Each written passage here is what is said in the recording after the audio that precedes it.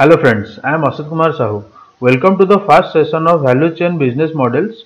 In this session, we will be discussing about producer-driven value chain. So let's start. So before discussing producer-driven value chains, let us first understand what is the meaning of a business model. A business model can be defined as the way a business creates value and captures it within a market network of players like producers, suppliers, and consumers. Then another definition was given by Barley in 2008. According to him, business model is what an organization does and how it leads to revenue generation. But in value chain management, business model refers to the players or actors in the value chain who could be the drivers of the business, processes, and resources engaged in the enterprise or the business. Here, the buyer and the seller are the two major stakeholders or the direct stakeholders, and they have linkages which can be categorized into five types. The first one is the spot market. Here the producers can sell their produce almost instantly. The prices here fluctuate and it is highly risky in terms of setting the market price. And the second one is contract farming. The buyer enters into an advance contract to buy the product of the seller. And the third one is informal long-term relationship based on mutual trust. The fourth one is capital investment based relationship characterized by producer or the farmer credibility and dependence. And the fifth and the last one is full vertical integration. Here the financiers are not compatible and apprehensive to finance when the production and marketing is dependent on spot marketing. As the price here always fluctuates and the price is unpredictable. Financial institutions look towards model where there is a better control over risk like contract business model or partnership between the value chain actors. So this is regarded as the comfort zone, as you can see in this figure. This was given by Werner in 2006. Then rural value chain finance, though engage and extend support to a wide range of agribusiness and chain actors, it is most useful in helping linking small farmers and agribusinesses into effective market system.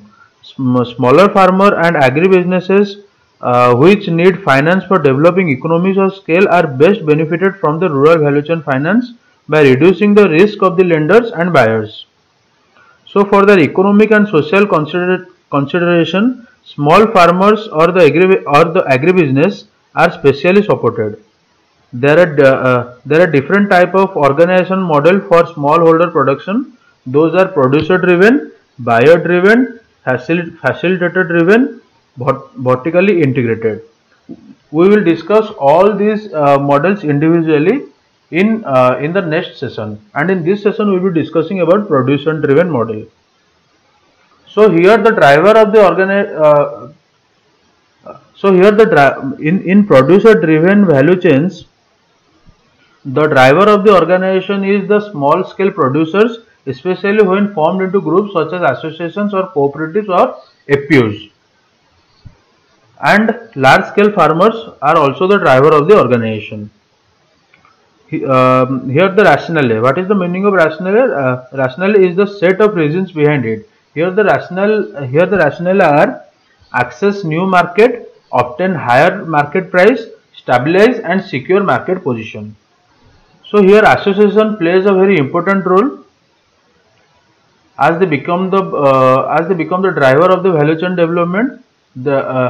They also provide technical support, also provide distribution and sales support, also finance inputs and other linkages, and in some case they may also have some financial base which are very useful. But there are but they also face some challenges.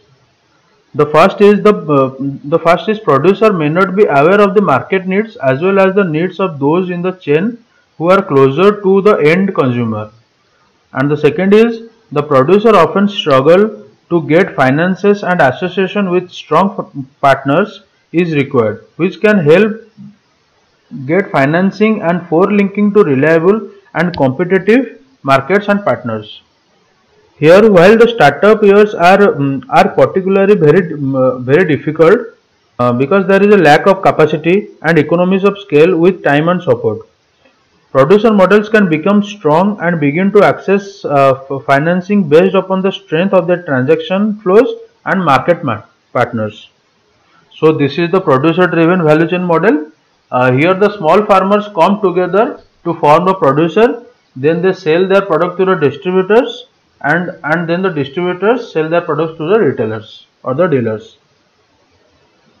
So Amul is the best example of the producer driven value chain model. Here the milk producers at the village level, uh,